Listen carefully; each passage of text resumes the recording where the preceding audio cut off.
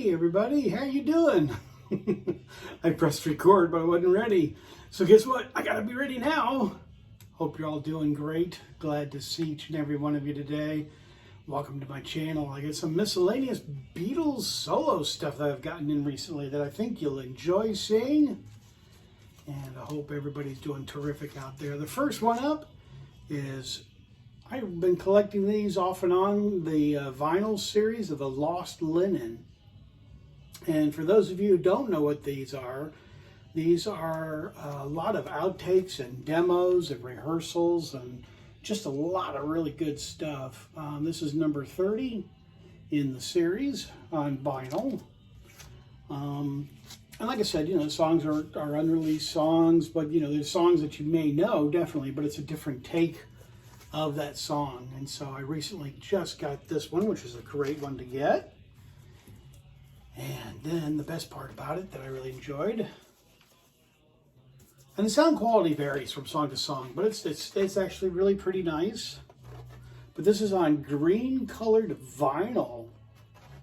Yeah, that's beautiful, isn't it?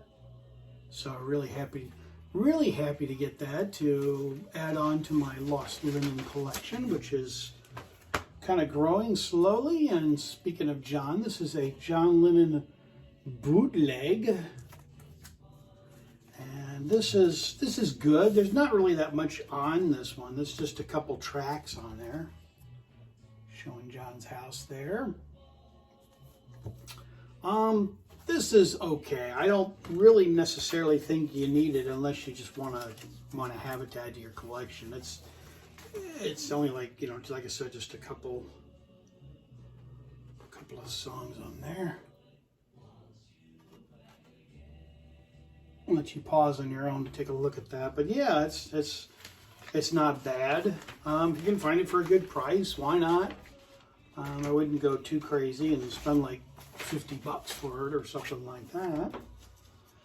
Staying in the bootleg world, this is kind of a hard one to find now. This is Ringo Starr, and this is kind of a neat one. The back of it, I might have a little bit of hard time reading what the listings are, but they're in there on the sides there. Yeah. And the vinyl on that as well. Very clean. This was an early bootleg, so this is kind of the early days of bootlegs. It's, like I said, the sound varies from song to song and stuff like that. And it's good. It's nice. It's, like I said, it's getting harder to find this one. For some reason, it was around forever. You just find this Ringo bootleg for a good price all over the place, but now it's like not around. All right, we're swapping it up and going to Yoko this time. I've got this, but this is actually more complete than the other copy I've got. It's got the card with it. It's a gatefold. You got Yoko's leg there. Whoops, sorry, that was really loud, wasn't it?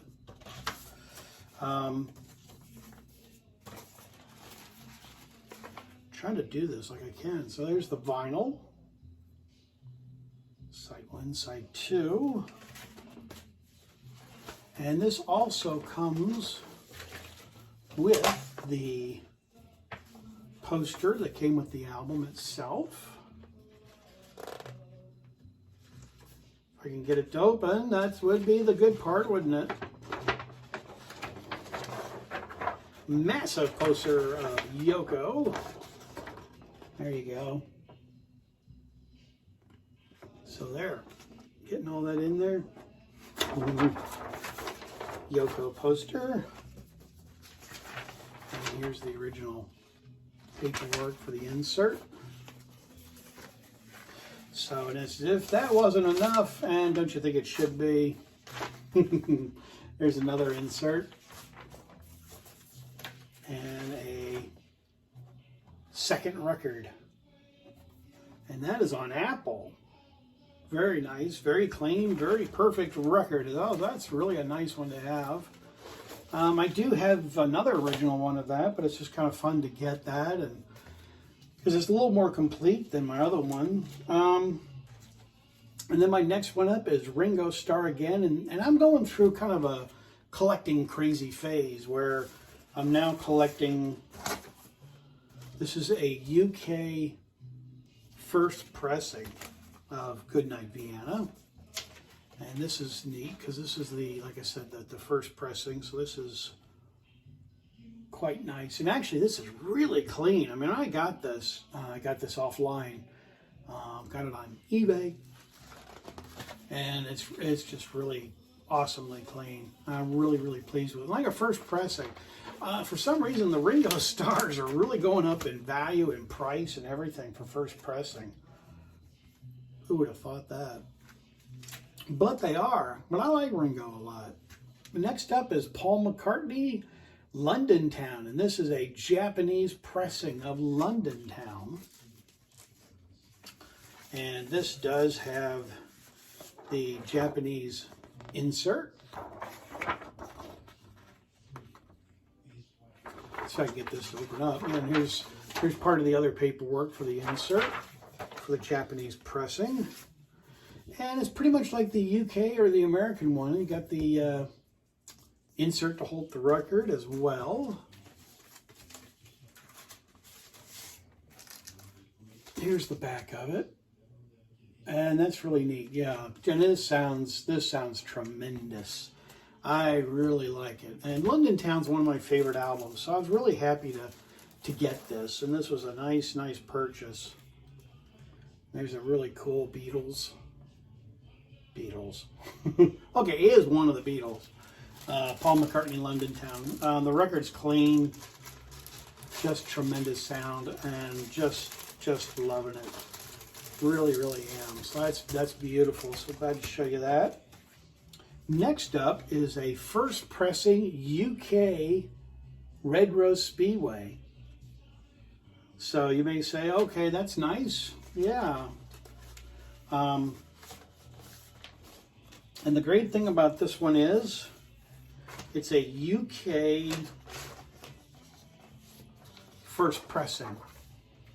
So it's got the stuff on the back there. And this one does not have the braille where it says "We love you, Stevie." The inside. And then we got the booklet as well. I'm not going to go through all the pages. I'll just show you a couple here. But the really awesome, cool thing is the album itself. And it's not a white label, but it is first pressing, like I said, but it's also a promo, which is really neat. So, and in England, and I don't think they did this in America, correct me if I'm wrong, those of you that are watching, but for promotional reasons in England, they gave you something a little more special than just the album itself. This is a promotional Frisbee for Redraw. Isn't that cool? Very rare. It's in fantastic shape. Here's the back of the Frisbee. But yeah, that is a really hard item to get. Promo with the Frisbee, which is really cool. So I'm really excited to show you these. This is kind of fun, just showing you some of the new stuff that I got. But I want to say thank you to each and every one of you for watching. Thank you for being a part of my channel. And as I say on my channel, I'm out of here. Take care, everybody. See you on the next video.